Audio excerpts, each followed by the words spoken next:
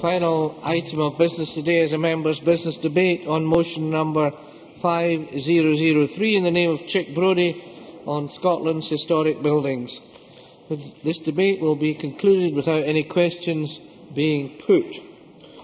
Would those members who wish to speak in the debate please press the request to speak buttons as soon as possible. I now call on Chic-Brodie to open the debate. 7 minutes, please, Mr. Brodie. Thank you, Presiding Officer. It is indeed a privilege to bring this debate to Parliament tonight.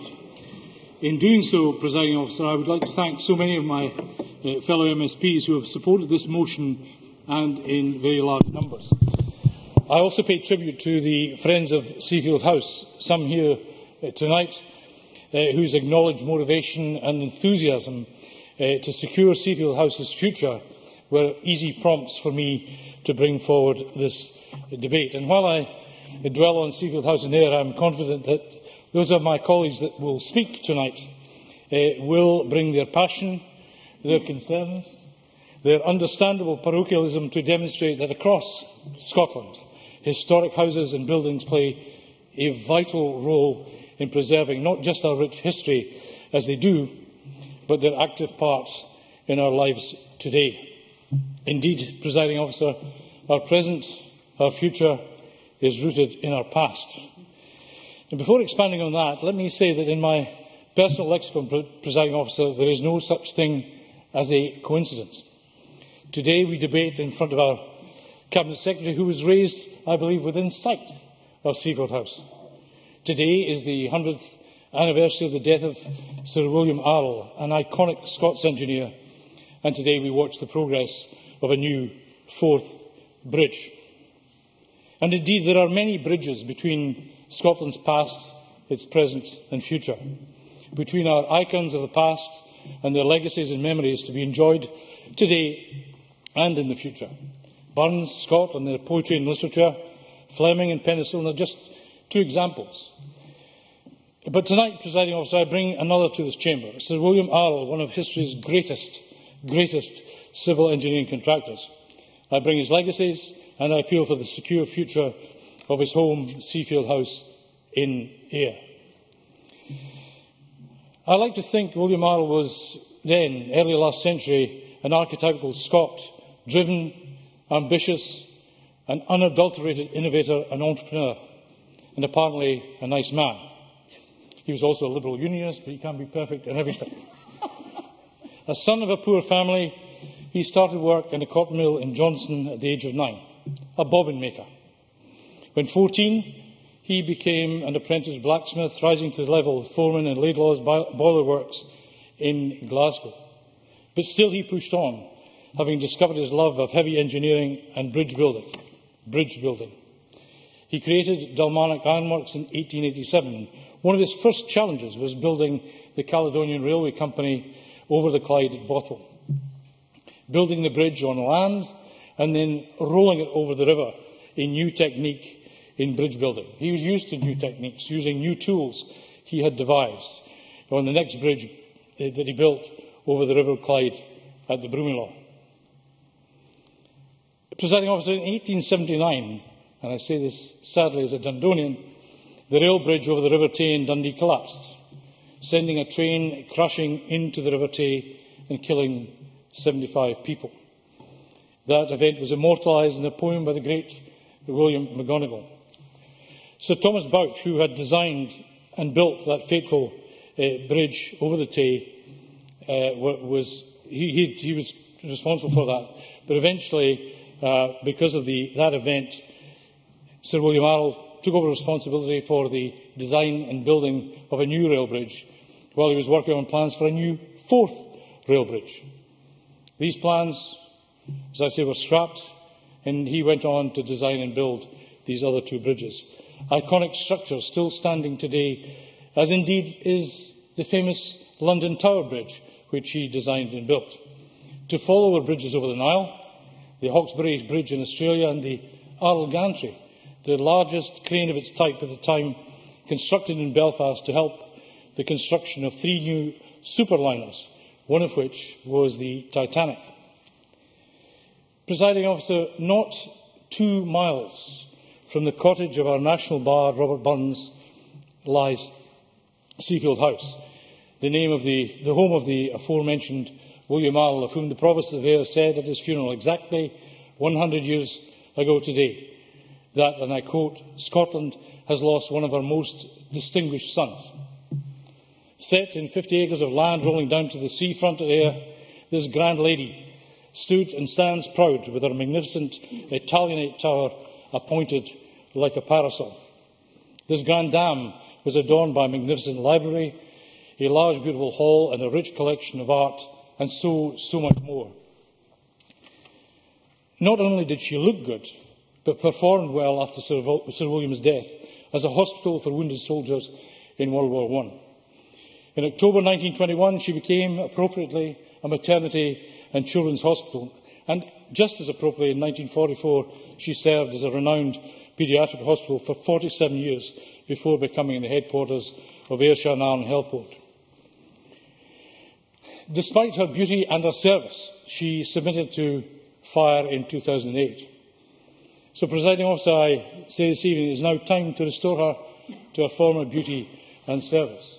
And if I may just give a couple of quotes. From Patrick Lorimer, the Director and Architectural Advisor to the Friends-of-Seafield-House, he said, "Not only is the building iconic in the light of its original owner, it is also a critical and vital element within the historic landscape of this unique part of Ayr. It should and can be rescued." Andrew Arrell, one of the two patrons of the Friends of Seafield House, said, "In my view, Seafield House can certainly be saved. It is very well built, of good, durable materials and potential, and has many years ahead of it."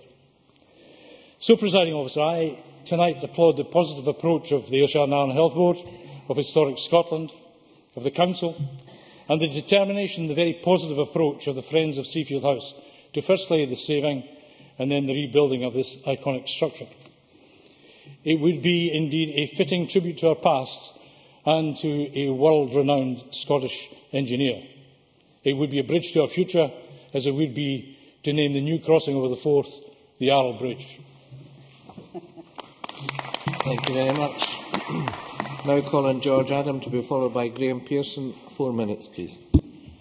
Thank you, Presiding Officer, and can I thank Chic-Brodie for bringing this debate to Parliament, and obviously the issues that go along with Seafield-House, the home of Sir William Arnold, who incidentally was born in Houston in Renfrewshire, and as a 9-year-old went to work in a cotton mill, and various ones in Johnston and in Paisley, of all places. And that would be probably one of the issues I want to talk about with some of the historic buildings and some of the legacy that's been left in Paisley from that industrial time.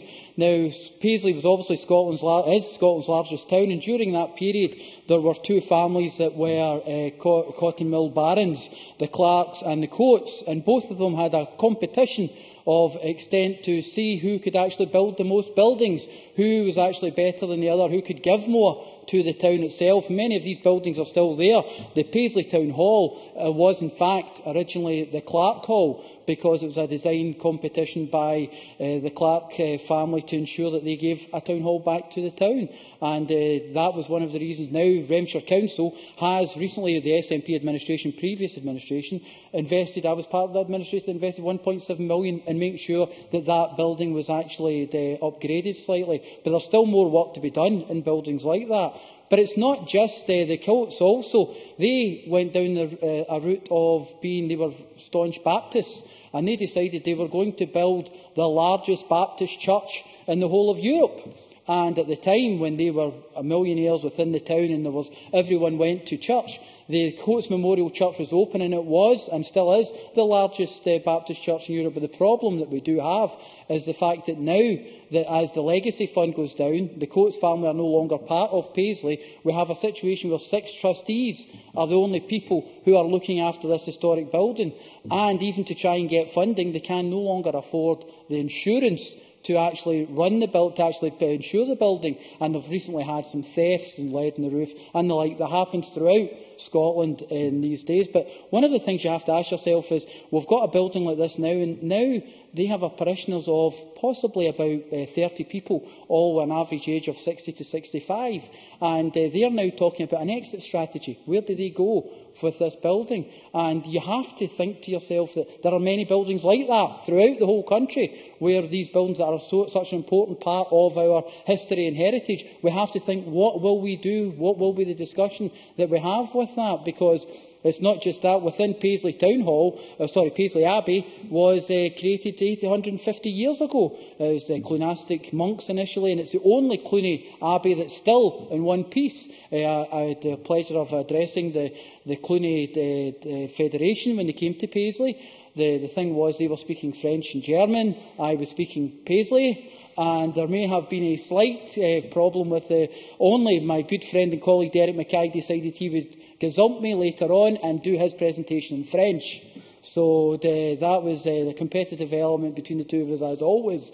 But the thing that we've still got that the town of Paisley was built round Paisley Abbey. There would be no Paisley initially if 850 years ago that abbey hadn't been there.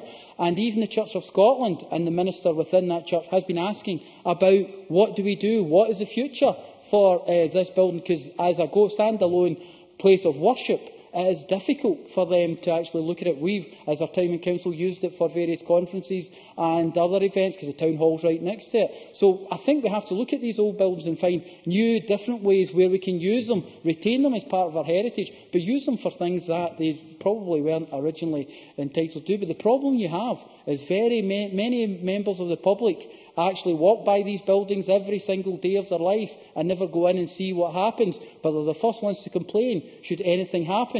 And closing, Presiding Officer, I would say we have to have this debate now, and we have to decide what we will do in a mature manner with our industrial heritage and our past. Many thanks.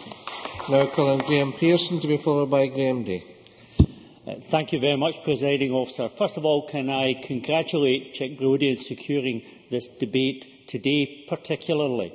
And can also say to those members of the public who are in the audience for the first time, it's not unusual that George Adam would concentrate on Paisley. Any excuse to bring in the name he never overlooks. The one point that he did miss out, however, is that Sir William Arrow, the person that we have referred to throughout the earlier part of this debate, is still a resident of Paisley. He's in Woodside Cemetery in Paisley, and I'm sure that he would turn in his grave tonight at the prospect that his beloved home would be considered for demolition. There's no doubt that, as Mr Brodie said earlier, Sir William Arrow is a giant of the 19th century, an industrialist, an entrepreneur, a man who commenced work, as has been described, at 9 years of age and went on to be a blacksmith at the mature age of 13. What has been missed out is that Sir William thereafter went to night class and, like many young people in modern Scotland, attends college and university in order to better himself, and eventually became one of the great builders and contractors for Scotland. The Forth Rail Bridge, the Tay Rail Bridge, are two of those iconic bridges that still are in the minds of all Scots in a modern Scotland of the 21st century, and the Titan crane, created by Sir William at a cost of £24,600. A huge erection, and one that still stands proud and erect on the banks of the Clyde, a memory of a Clyde building and shipbuilding history. So why should Seafield-House be so important to us? An Italianate villa, it has a number of architectural features from its original and a 4-storey tower. The villa not only saw life as a private home, but after Sir William's death, it went on to be a hospital, as earlier described, and then a headquarters of a health board. For a man like Sir William to decide to build his house in that fashion says something of the 19th century and tells us where we've come from. That house was built in the labour of many Scottish men and women in the west of Scotland, and stands proud to this day and deserves to be invested in for the future. Seafield-House in Ayr is not only interesting in terms of its design and in terms of its role in the local community over time. Seafield-House has become significant and beloved by the local community. There's no doubt that all of us fail to realise the significance of these buildings until we're in danger of losing them. But the fact that it has got into the state that it is today does not say anything in terms of its value for the future. Scotland's place in the world is about its history and the part it played in creating the world of the future, the world we live in now. The people of the 19th century have left their mark across the globe, and there's no doubt that people from across the globe will want to come and see where that mark began. If for no other reason, the support of the local community, the place in history that Sir William currently has, and the beauty of the building itself deserves all those that have been mentioned by Chic-Brodie in his earlier presentation, need our support in ensuring that house has a future and will be there in another 100 years' time. Thank you, Presiding Officer. Thank you very much. Now call on Graham Day to be followed by Jimmy McGregor. 4 minutes, please. Thank you, Presiding Officer. Chic-Brodie's timing in securing this debate could hardly have been better. For not only does it coincide with the 100th anniversary of the death of Sir William Arrol, it also comes just 24 hours after this Parliament hosted an event to celebrate the importance of Scotland's built heritage. I was delighted last night to sponsor a gathering on behalf of Scottish Land and Estates and the Historic Houses Association of Scotland, which celebrated the role that our privately owned houses, castles and gardens fill within local communities. Those present heard of the important part played by historic houses, not only in the tourism sector, but in the running of educational programmes and sustainability, with 87 HHAS members having implemented renewable energy programmes, and a further 92 planning to embark upon such. And that is as it should be, because our grand historic buildings ought to be at the heart of our communities. In my own constituency, Presiding Officer, we have Glamis Castle, a place of great history and status, but more than that, it's a focal point for the people of Angus and often beyond, hosting musical, theatrical and historic events, not to mention the Strathmore Highland Games, the vehicle extravaganza and the gathering, which after showcasing each of the Angus boroughs last year as part of the Diamond Jubilee celebrations, is to be held again this year, albeit without the royal connotations. So coming as I do from an area which appreciates very much its built heritage, it is concerning to learn of the situation with Seafield-House, and I congratulate my colleague Chic-Brodie for highlighting its plight. Seafield-House, like so many great buildings, has served its community well, having been utilised as an auxiliary hospital for wounded soldiers, a maternity hospital and a sick kids unit before becoming Ayrshire and Arran Health Board's HQ. And it's a tragedy that following the fire of 2008, that it lies in the state it now does, not least of all because we would surely want some kind of monument to Sir William Arrol, even if, having served as a Liberal MP, it should be said he was, as Chic-Brodie mentioned, perhaps a little misguided politically. Upon his death in 1913, the Provost of Ayr said of Arrol, and this I understand is the full quote, "Scotland has lost one of her most distinguished sons, whose memory will be cherished as that of one of the greatest, most modest, most lovable of men." Well, should we not, as the Friends-of-Seafield-House are seeking, be cherishing his home also? Yes, the Tay and the Forth Rail bridges stand today as testimony to Arrol's impact upon Scotland. In another land, the magnificent London Tower Bridge bears testimony to the fact his contribution to the built world extended beyond the borders of our nation. But the B-listed Seafield-House is every bit as much part of his life and his legacy as those wonderful constructions, because let's remember, Arrol, having acquired the estate whilst in the midst of building the Tay and Forth bridges, promptly knocked down the existing house on the site and commissioned the building of Seafield-House as we know it. And of course he actually did more than simply commission it, because although the Glasgow architects Clark and Bell were appointed to design the house, it's reputed in its general features, have actually been designed by the great man himself. It's reported to have contained also a magnificent library, an extensive art collection, not to mention having provided a first-class setting for musical events. Now that, of course, is just a distant memory now, but the shell of the building remains, and I certainly offer my best wishes to the Friends of Seafield-House and their ambitions to restore and make some kind of appropriate use of the building. Because, Presiding Officer, we must value and protect our built heritage, something I was vividly reminded of last Friday when I returned to my home city of Aberdeen. Heading northwards over Anderson Drive, something I sadly don't often do very much these days, it struck me that I'd have the great pleasure of viewing the magnificent granite houses in the Roubs-Lawden, Queen's Road area of the city. What I'd forgotten was that halfway up the hill as you head towards there stands a quite monstrous flatted development, which is, in my view, completely out of place in those surroundings. There is something quite distressing about a beautiful part of a city or a town being spoiled by the whims of modern-day planners and builders, and something even more distressing about the loss of wonderful old buildings which need not be lost. And let's remember that in restoring and maintaining these constructs, we're also preserving and protecting the skills base required to carry out that work in years to come. And in that regard, can I praise the continuing commitment of Historic Scotland in providing modern apprenticeships in stone masonry. In conclusion, Presiding Officer, I would again congratulate Chic-Brodie for bringing this matter to the attention of Parliament, and once again wish those who are working to secure a future for Seafield-House the very best of fortune. Many thanks. Now call on Jamie McGregor to be followed by Christine Graham. Thank you, Presiding Officer. I too congratulate Chic-Brodie on a very good motion, and I also wish the Friends-of-Seafield campaign every success for the future. It's a very worthy cause. As Scottish Conservatives are very supportive of our historic houses and buildings because we recognise their vital place in preserving Scotland's rich history and culture, and they're a key part of Scotland's world-class tourism, offering and attracting numerous visitors to Scotland from elsewhere in the UK and all across the world. And this is particularly true of my own region of the Highlands and Islands, where many jobs, often in remote communities, are sustained by castles and stately homes which are open to the public.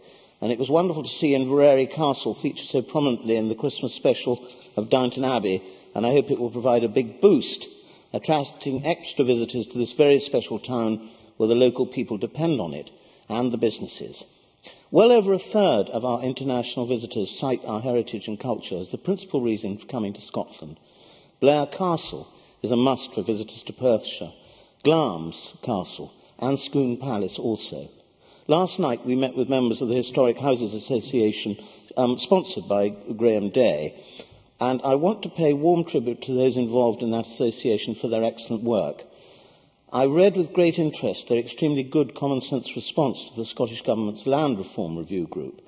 HHA Scotland members provide paid employment to around 2,000 people, while around 2,000 more are in employment as a consequence of the letting of business space by the owners. Their members also offer a wide range of educational activities for young people with more than 60 educational programmes, and the fact that the bulk of Scotland's built heritage is in independent ownership means that in most instances it does not cost the taxpayer anything. We are also aware of the significant challenges the managers of historic properties face in preserving them and making them economically viable. Graham Pearson highlighted this. It is a sad fact that over 200 of Scotland's great houses have been demolished since 1945 and are thus gone forever. Central government and its agencies, local government and the charitable sector must continue to work together and develop ever more innovative solutions that allow us to preserve and indeed enhance what we have. Alcohol licensing for historic houses could be applied in a more proportionate way. Perhaps the government might look at this. The HHAS also is asking that the Scottish Government promotes a low-cost, consistent approach to tourism signs across Scotland to stimulate the local tourism sector. Another point that should be remembered is that ancient historic buildings are not necessarily suited to some modern remedies for draught exclusion and energy efficiency. Double glazing, for example, would often spoil the look of a historic building. Broad brush measures do not necessarily work.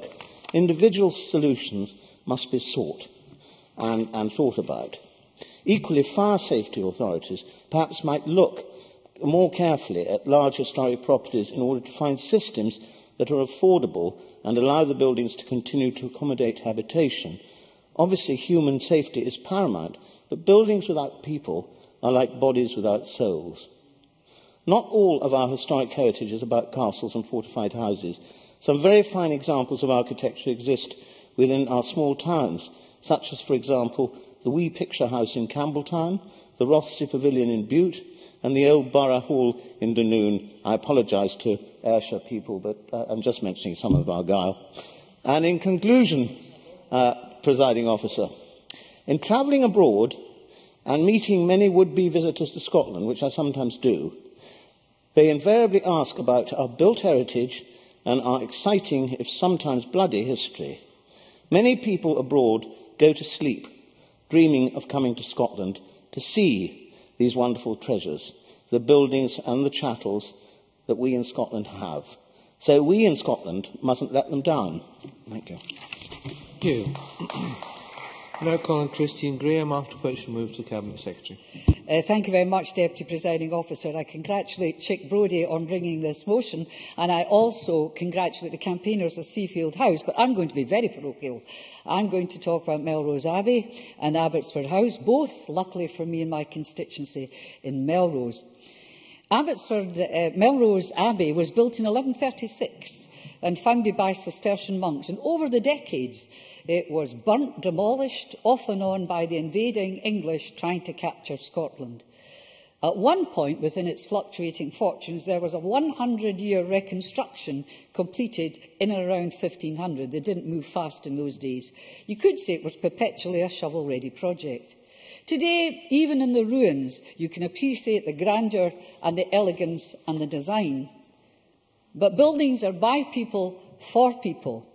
And Melrose Abbey also tells the story of Robert the Bruce, whose connection with the Abbey went back to 1326 and one of those rebuilding programmes, courtesy of the English. On his death, his heart was sent on a crusade to the Holy Land with Sir James Douglas, who, when confronted by a large array of Moors, cast Bruce's heart before him with the cry, "Lead on, brave heart," an expression still occasionally used today, sometimes by myself. Later, it was retrieved from the battlefield, and his heart is interred at Melrose Abbey. From brave heart to Heart of Midlothian, Deputy Presiding Officer, that's called a link, to Sir Walter Scott, Ivanhoe, and the Waverley novels. Scott built his quasi-baronial style home, Abbotsford House, on what was originally known as Clarty Land. Now you can see what there is in the name. There he indulged his eclectic taste, much like myself in my wee terraced property. There he could overlook his beloved Tweed. Indeed, when he was dying, he actually had his bed moved into a room within sight of the Tweed, so he could die looking at the beloved river. Now, I first saw Abbotsford on a frosty January day when the grounds and the trimmed hedges and the turrets sparkled in the sunshine, and I loved it from that moment. Inside the armoury hallway, up near the rafters, the clan crests. And next to Scott was, believe it or not, Graham. And Graham with an E. The affinity was completed. His great-great-great-granddaughter died in 2004. She was the last of the family in what continued into a family home until those days.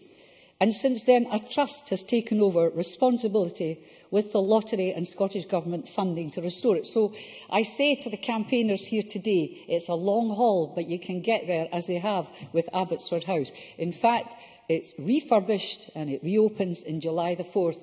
And if the Queen's invited, so am I. Two wonderful historic buildings with stories to tell. And just think, when the railway reopens, you will travel from Waverley to Abbotsford Tweed Bank. How appropriate. I might even have a dandy dinment by then.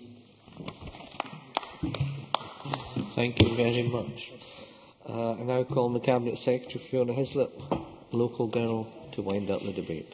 Thank you very much, Presiding Officer. I'd like to congratulate Chic-Brodie for leading what I think has been a very thoughtful and informed debate. Of course, Scotland's historic buildings are an exceptionally important national asset.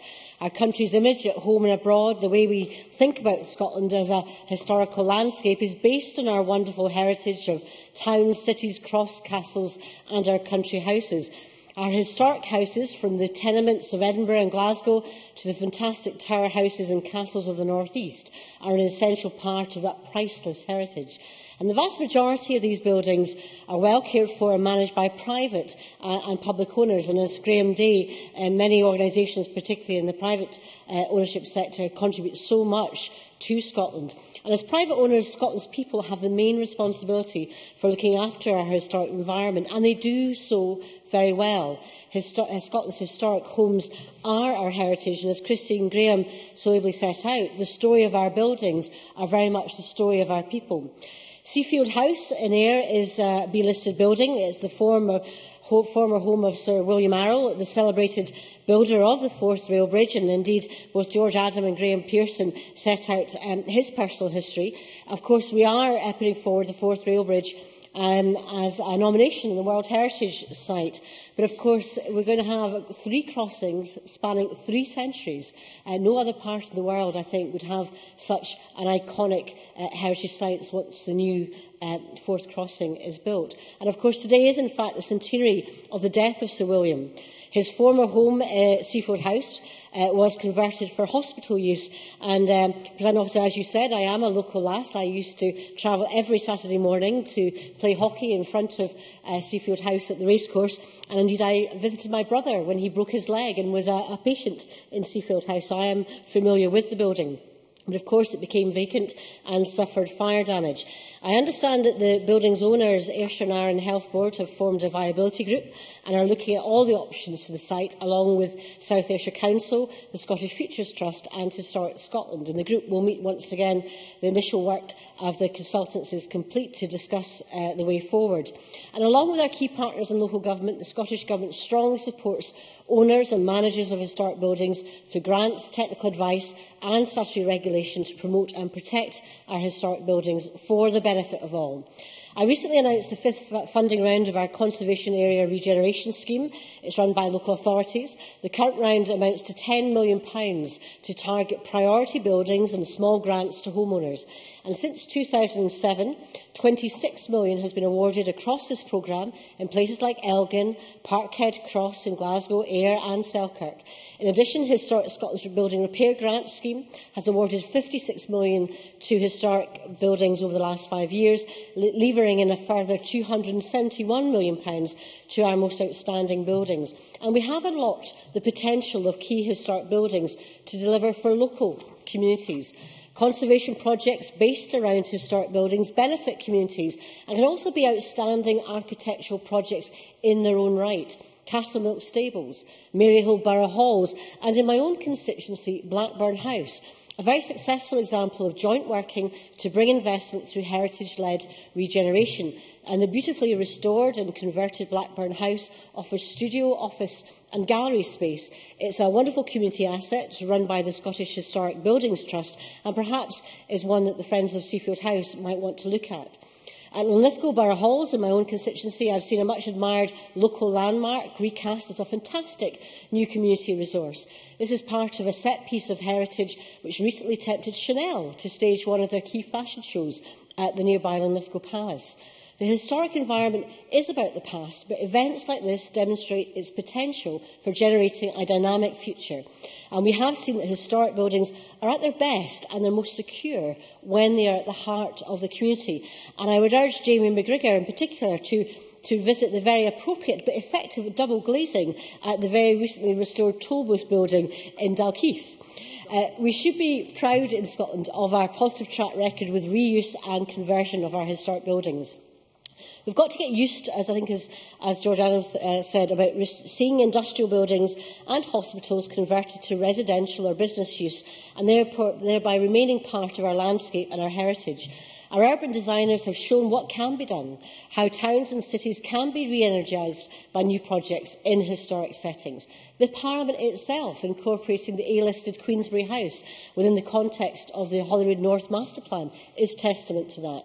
So quite rightly there are concerns about historic buildings we see lying unused or derelict, and some of these are awaiting conversion.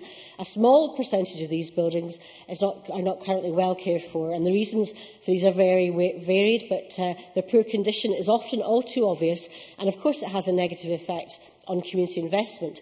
So in order to meet this challenge, the Buildings at Risk Register for Scotland was set up in 1990 to highlight historic properties under threat.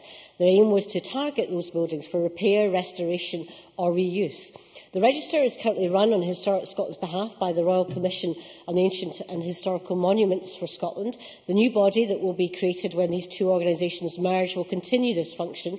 And in addition, in April 2011, a Buildings at Risk initiative was set up to bring key stakeholders together over a 3-year period to tackle Scotland's most endangered historic buildings. Historic Scotland has targeted A-listed buildings at risk to deal with the most important examples of our heritage and to show how this experience can be used to address the wider issue. We're committed through the National Performance Framework to an ongoing reduction in the percentage of A-listed buildings at risk. In 2009, 8.7% of A-listed buildings were at risk, compared to 8.2% in 2011. And we're seeing this steadily improvement continue. And again, figures just yesterday were released to show that it's down again at 8%. So our future strategy in this area has two main themes: target deliverable projects around existing buildings at risk, and to develop effective estate management strategies in partnership with larger landowners. We will address the ongoing redundancy rate in buildings while continuing to deal with existing buildings at risk. We will work closely with landholders with advice and support from the Scottish Futures Trust, and to deal with the issues that can lead to buildings becoming at risk in terms of preventative action. It's in all of our interests to think very carefully about the historic buildings in our care and to make positive decisions about them. There are many success stories, and of the 277 A-listed entries on the register in 2009, 199 remain at risk, but 32 have been saved, and a further 26 are in the process of being restored or converted. And so, Presiding Officer, in closing, when we see a derelict historic property brought back to a new lease of life in a community, it makes us all feel good. But let's not wait until an important historic building gets into a poor state of repair. The key to good management is planning and early action. We'll be continuing to support public authorities to plan for continued use, strategic disposal or conversion of their historic buildings, our precious heritage. So I'd also like to thank Chic-Brodie for bringing this motion forward so that this important subject can be debated in this Parliament, and to also extend my best wishes to the Friends of Seafield-House. Many thanks. And as a child, I had my tonsils removed in Seafield Hospital, so I thank all those who took part in this debate tonight. And now close this meeting of Parliament.